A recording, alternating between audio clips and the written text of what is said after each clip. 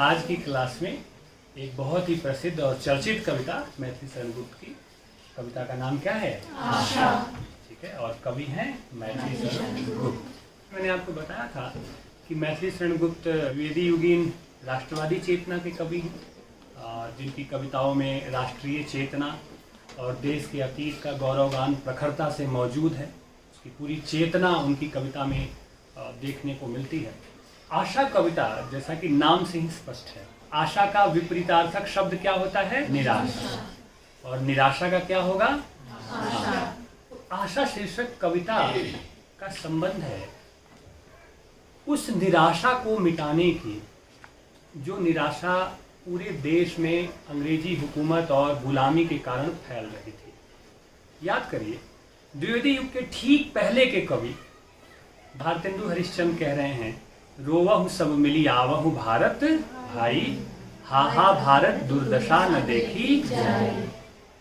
देश की जो दुर्दशा है, देश ऐसी परिस्थिति में जा पहुंचा है जहां अधिकांश जनता के हृदय में उत्साह नहीं है, आशा नहीं है, अपने अतीत का भान नहीं है, क्योंकि अंग्रेजी हुकूमत और सामाजिक विषमताओं से समाज इस तरह से टूटा हुआ था कि देश की जनता निराशा के भाव से भरी चली जा रही थी। ऐसी स्थिति में आशा कविता के माध्यम से मैथिली शरण गुप्त ने देश की जनता के भीतर आशा और उम्मीद की किरण जगाने का प्रयास किया है और लोगों के भीतर यह भाव संचार स्थापित करने का प्रयास किया है कि निराशा के भंवर में पड़े रहने से कहीं बेहतर है कि आशा और उम्मीद की किरण लेकर आगे बढ़ा जाए।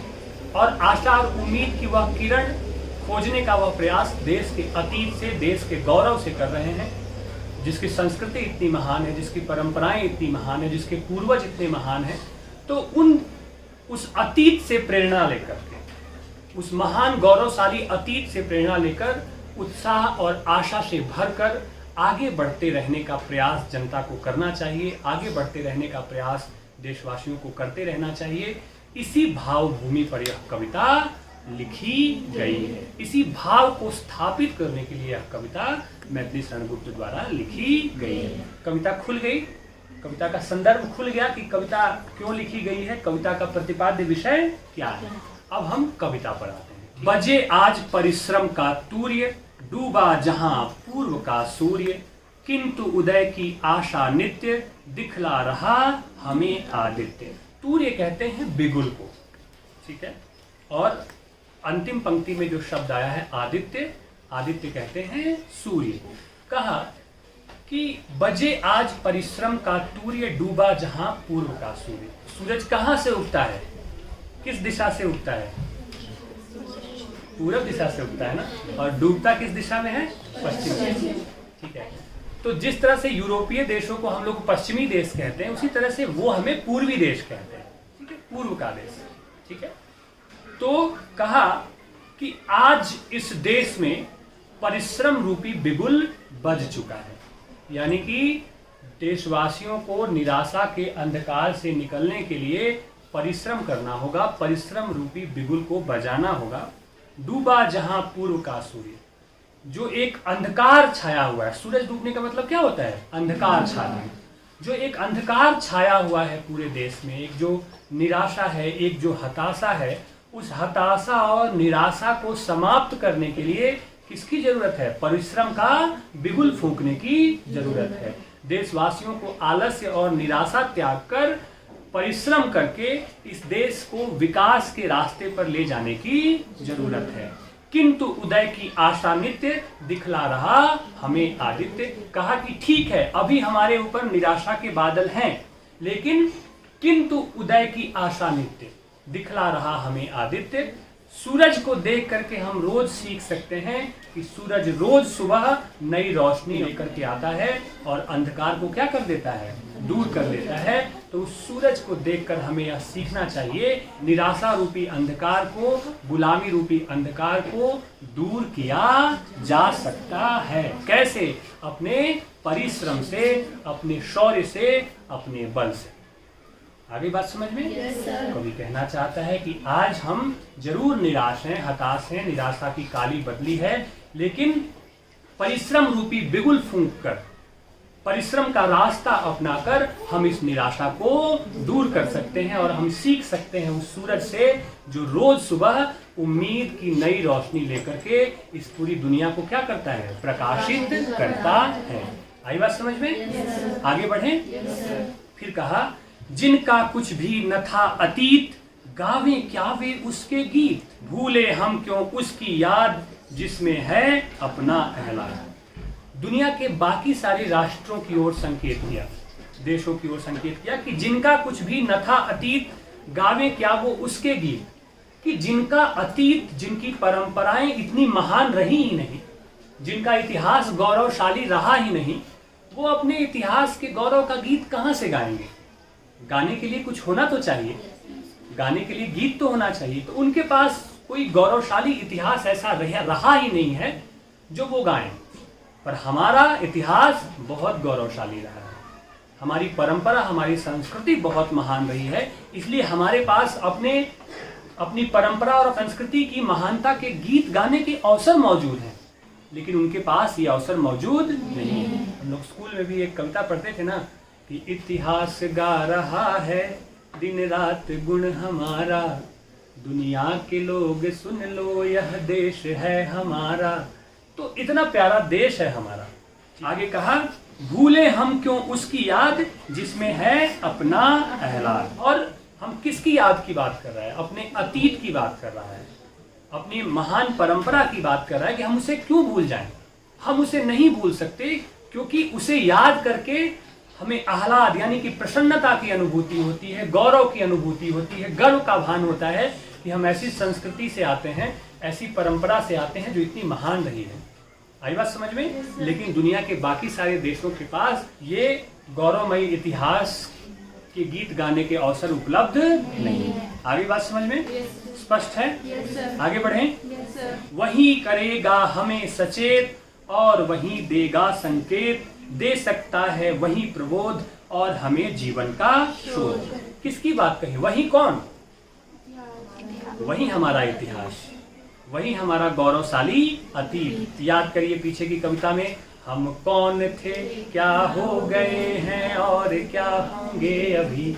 कि हम कौन थे में एक बड़प्पन का भाव है, एक महानता का भाव कि आप क्या थे। जब भी आप किसी व्यक्ति को आप नीचे की ओर आप आते हुए देखते हैं, पतित होते हुए देखते, तो आप क्या कहते हैं? अरे आप क्या थे और क्या होते गए, कहते हैं कि नहीं? वही बात कह रहे हैं कि हम कौन थे, क्या हो गए हैं। तो वह जो हमारा अतीत था उसको याद किया और कहा वही करेगा हमें सचेत।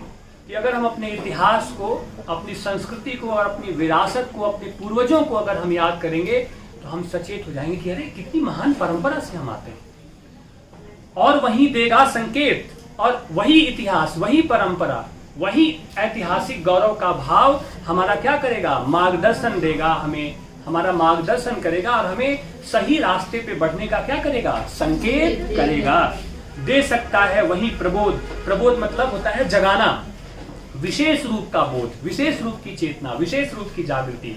वही इतिहास गौरव का भाव, वही अतीत की परंपरा, जो महान परंपरा रही है, उसका स्मरण हमारे भीतर एक नई जागृति की भावना भर सकता है और हमें जीवन का शोध, और उसी से हमें जीवन का एक नया उद्देश्य प्राप्त हो सकेगा। और उस उद्देश्य को लेकर के हम आजादी का जो नया सवेरा है उसे पाने के लिए प्रयास कर सकें। यानी कि अपनी परंपरा की ओर लौटने की बात, अपने इतिहास, गौरवमयी इतिहास की ओर लौटने की बात कभी यहाँ पे करना है। पहले भी आपको बता चुका हूँ कि मैथिली शरण गुप्त जी की कविताओं में अतीत का गौरव गान बार बार देखने को मिलता है। आई बात समझ में ना? भारत भाग की कविता में आप देख लें, या फिर आप मातृभूमि कविता में भी आप देखें कि वहां भी अपने पूर्वजों को क्या कर रहे हैं? याद कर रहे हैं, और यहाँ भी उसकी तरफ वो संकेत कर रहे हैं। आगे बढ़े। जिनके पीछे है कुछ सार, उनके आगे भी विस्तार, आप बनाकर अपनी लीक बढ़ सकते हैं वे निर्भीक। इनके पीछे है कुछ सार, ठीक है? यानी कि ये जो देश है हमारा जो राष्ट्र है, इसके पीछे अपना एक सार है। और सार क्या है? कि यह राष्ट्र बहुत महान रहा है। कला हो, साहित्य हो, विज्ञान हो, आध्यात्म हो, योग हो, आयुर्वेद हो, शल्य चिकित्सा हो, गणित हो, ज्योतिष शास्त्र हो, प्रत्येक क्षेत्र में इस देश ने दुनिया को बहुत कुछ दिया है, दुनिया को रास्ता दिखाया है इस देश ने। इसलिए हमारे राष्ट्र के पीछे अपना एक सांस्कृतिक सार है, एक सांस्कृतिक महत्व है, एक गौरवशाली परंपरा है हमारी, उनके आगे भी विस्तार। इसीलिए इस देश से ये उम्मीद की जा सकती है कि इसको और वह क्या करेगा, विस्तार देगा। जो अतीत की गौरवशाली परंपरा है, जो महानता है, उस महानता के तत्वों को अभी वर्तमान में यह देश और क्या करेगा, विस्तार देगा, दुनिया दुनिया तक इसको क्या करेगा, फैलाएगा। और आगे कहा, आप बनाकर अपनी लीक बढ़ सकते हैं वे निर्भीक, कि आप बनाकर अपनी लीक, अपना रास्ता बनाकर, कौन सा रास्ता, यह जो गौरवशाली इतिहास है, इस इतिहास से प्रेरणा लेकर अपना नया रास्ता, सकारात्मक ऊर्जा से भरकर देश को प्रगति के पथ पर ले जाने का रास्ता, गुलामी से मुक्त कराने का रास्ता आप अपना बना सकते हैं और उस पर निर्भीकता पूर्वक आगे बढ़ सकते हैं। क्योंकि इस देश के पास, इस देश के इतिहास में बलिदानों की एक लंबी गाथा रही है। एक से एक वीरों ने अपने इस देश की आजादी के लिए क्या की, अपने प्राणों की आहुति दे दी। तो उस विशाल इतिहास परंपरा में ये सारे प्रेरणा के स्रोत क्या हैं, मौजूद हैं, जिससे हम प्रेरणा लेकर आगे बढ़ सकते हैं। ठीक है, आगे बढ़ें। न हो बंधुगण न हो निराश, शून्य नहीं निज भाग्य आकाश, अब भी शीतल नहीं कृषाणु, उदित पूर्व ही में है भानु। और फिर से देशवासियों को संबोधित करते हुए कहा कि न हो बंधुगण न हो निराश। हे भाइयों, निराश होने की कोई जरूरत नहीं है। शून्य नहीं निज भाग्य आकाश, हमारा जो भाग्य रूपी आकाश है वह शून्य नहीं है। हम बहुत भाग्यशाली रहे हैं कि यहाँ एक से एक महान लोग हुए हैं, भगवान भी अवतार लेने के लिए इस धरती पे लालायित रहे हैं। इतना सुंदर देश है, तो ये सब हमारा भाग्य है कि इस धरती पे हमें आने का अवसर मिला, इस देश में जन्म लेने का अवसर हमें मिला। इसलिए हमारा भाग्य रूपी जो आकाश है वह शून्य नहीं है। अब भी शीतल नहीं कृषाणु, कृषाणु कहते हैं आग को, कि हमारे भीतर जो देश प्रेम का जो आग है, जो उत्साह है, जो उमंग है, वह ठंडी नहीं पड़ी है। आई बात समझ में?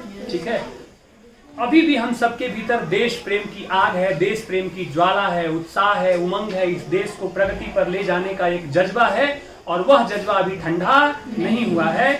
उदित पूर्व ही में है भानु, दुनिया ज्ञान के लिए आज भी इसी भारत की तरफ देखती है, यानी कि ज्ञान का जो प्रकाश है वो इसी भारत में, इसी पूर्व के देश भारत में ज्ञान की रोशनी आज भी विद्यमान है। और दुनिया जब कभी भी किसी उलझन में होती है, दर्शन में, आध्यात्म में, कला में, साहित्य में, तो वह यह सोचती है कि वह भारत की तरफ देखे।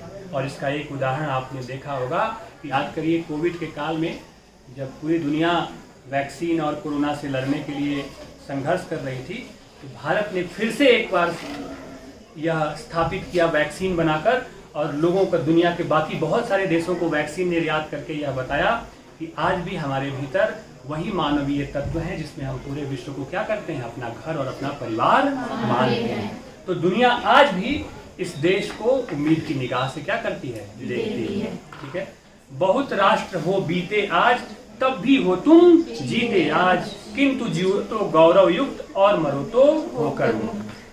कहा कि बहुत से राष्ट्र बीत गए, उनका नामो निशान मिट गया, क्योंकि उनकी संस्कृति मिट गई, उनकी सभ्यता समाप्त हो गई, लेकिन भारत की संस्कृति आज भी पूरी दुनिया को अमरत्व का संदेश दे रही है। आप देखें कि मिस्र की संस्कृति मिट गई, मेसोपोटामिया की संस्कृति मिट गई, लेकिन भारत की संस्कृति आज भी दुनिया को अमरत्व का संदेश दे रही है। तो कुछ तो बात रही है हमारी संस्कृति में, कुछ तो मूल तत्व यहाँ पे रहा है।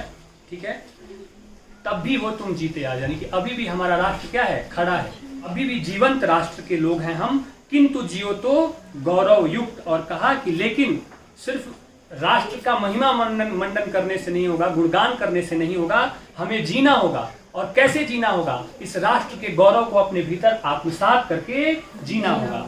इतिहास से, परंपराओं से, संस्कृति से सीखना होगा और उसे अपने व्यक्तित्व में समेटना होगा। ठीक है, और ताकि जब हम मरे तो मुक्ति को प्राप्त कर सके। ठीक है, कि जिए तो ऐसे जिए कि जीवन एक मिसाल बन जाए, गौरव से जिए, और मरे तो ऐसे मरे कि जीवन मरना भी क्या हो, एक तरह से मुक्ति बन जाए और जीवन से हमारा नाता छूटे तो किसी बड़े उद्देश्य के लिए छूटे। जब हम मरे तो हम मुक्ति को प्राप्त कर सके, यह बात कवि कहना चाह रहा है। ठीक है, और अंत में कहा रखो अपने कुल का मान, वह है कैसा मधुर मान। ये अपने कुल का मान मतलब इसी सांस्कृतिक गौरव का मान, ठीक है, वह है कैसा मधुर मान, जो बहुत मधुर है, बहुत प्यारा है, बहुत महान है, हमें उसका मान रखना चाहिए। पी लो वह पीयूष पुनीत, ठीक है, और जो पीयूष है, प्यारा पावन पीयूष, अमृत के समान, जो गौरव का गौरवमयी जो अमृत है, ठीक है, जो परंपरा, जो संस्कृति की महानता है, उस महानता रूपी जो गौरवमयी अमृत है, उसे हम धारण करें, उसे हम पी लें, उसे अपने भीतर आत्मसात कर लें, होगी जीवन रण में जीत। यानी कि जब हमारे भीतर अपने गौरव और अपनी संस्कृति की महानता को लेके उत्साह और गौरव का भाव जागेगा, ठीक है, अभिमान का भाव जागेगा, तब हमारी असली जीत हो सकेगी, और तभी यह गुलामी की काली रात हम दूर कर सकेंगे और इस देश को, इस राष्ट्र को प्रगति के राह पे, प्रगति के पथ पर लेकर आगे बढ़ सकेंगे। अंत में कहा कि तुम पर है उनका कुलभार, किया जिन्होंने कला प्रचार, चित्र शिल्प कविता संगीत, जिन्हें आप ही थे उपनीत। यानी कि हमारे ऊपर अपने पूर्वजों की जिम्मेदारी है, ठीक है, कि उस जिम्मेदारी का हम निर्वहन कर सकें, कि जिन्होंने कला के क्षेत्र में इतना प्रचार प्रसार किया, कला के क्षेत्र में जो इतना आगे बढ़े, चित्रकला, शिल्प, कविता, संगीत, हर चीज में, ठीक है, हर क्षेत्र में जिन्होंने नाम कमाया, जिन्होंने दुनिया को बहुत बहुत कुछ दिया। ऐसा लगता है कि ये सारी विशेषताएं, ये कला के सारे क्षेत्र स्वयं चलकर हमारे पूर्वजों के पास आ गए थे। इतने वो महान थे, इतने वो निपुण थे कि ये कलाएं, ये संगीत, सब कुछ स्वयं चलकर उनके नजदीक चली आई थी। हमारे ऊपर यह जिम्मेदारी है कि उस परंपरा को, उस महान गौरव को हम आगे बढ़ा सकें, ठीक है। होने पर कितने हुतहोत्र, बने तुम्हारे हैं कुलगोत्र, आर्य वंश की है क्या बान, त्याग तपस्याएं बलिदान।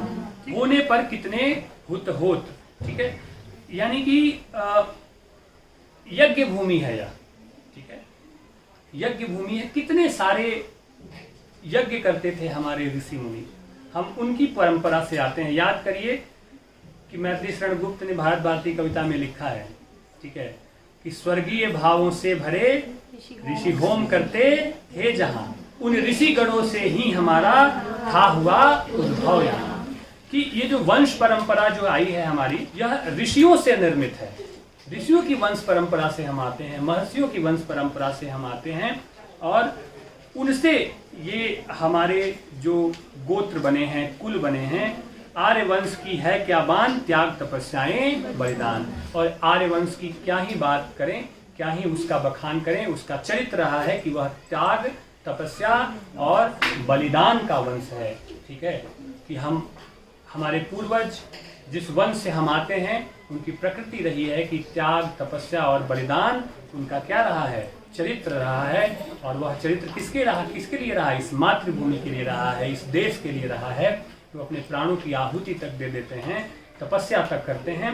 तो इतनी महान और गौरवशाली परंपरा से आते हैं, जहां हमारे पूर्वजों का मूल स्वभाव ही त्याग, तपस्या और बलिदान, ये तीन चीजें उनके चरित्र में हुआ करती थी, ठीक है। और कहा रहा अतीत तुम्हारा आप, तुम्हारा इतिहास बहुत गौरवशाली रहा है, जिसका अब भी प्रकट प्रताप, और उसका प्रताप आज भी प्रकट है, उसका प्रताप आज भी विद्यमान है। उसे देखने की जरूरत है, उससे प्रेरणा लेने की जरूरत है, उससे सीखने की जरूरत है।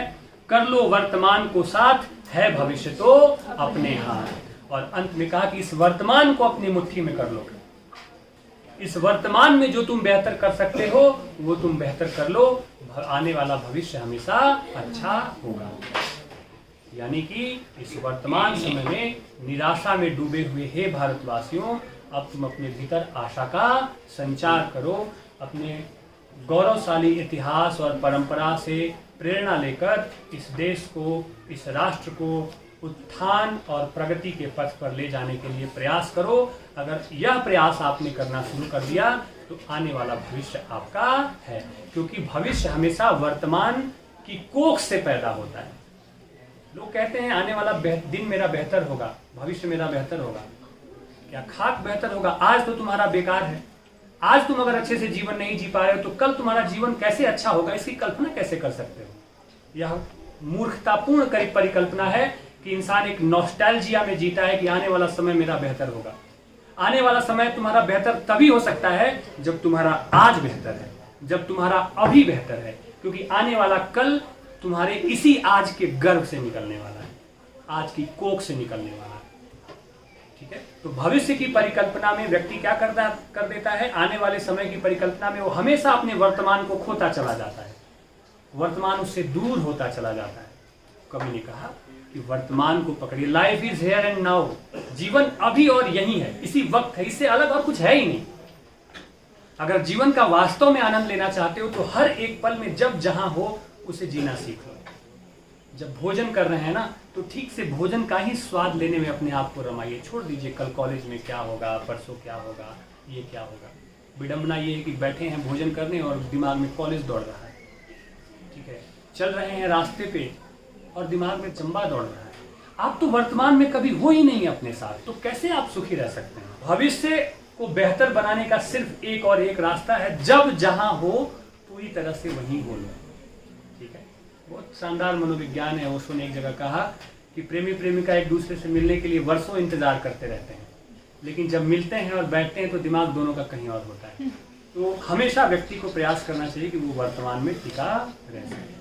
तो इस कविता में अंत में कवि ने वापस फिर से अपने वर्तमान में भारतवासियों को प्रयास करने की बात कह रहा है कि अपने पूरे जोश और उत्साह के साथ वह प्रयास करें, आशा की किरण अपने भीतर जगा लें और निश्चित रूप से यह देश फिर से विश्व गुरु बनेगा। यह देश फिर से प्रगति के पथ पर आगे बढ़ेगा और वह दिन दूर नहीं जब भारत एक बार फिर से अपनी पुरानी गौरवशाली परंपरा के साथ पूरे विश्व पर छा जाएगा। ये कहना चाहते हैं कवि। ठीक है, कहा जहाँ तक कविता के शिल्प पक्ष की बात है, भाषा सौंदर्य की बात है, तो मैथिली शरण गुप्त संस्कृत में तत्सम शब्दों का प्रयोग खूब करते हैं।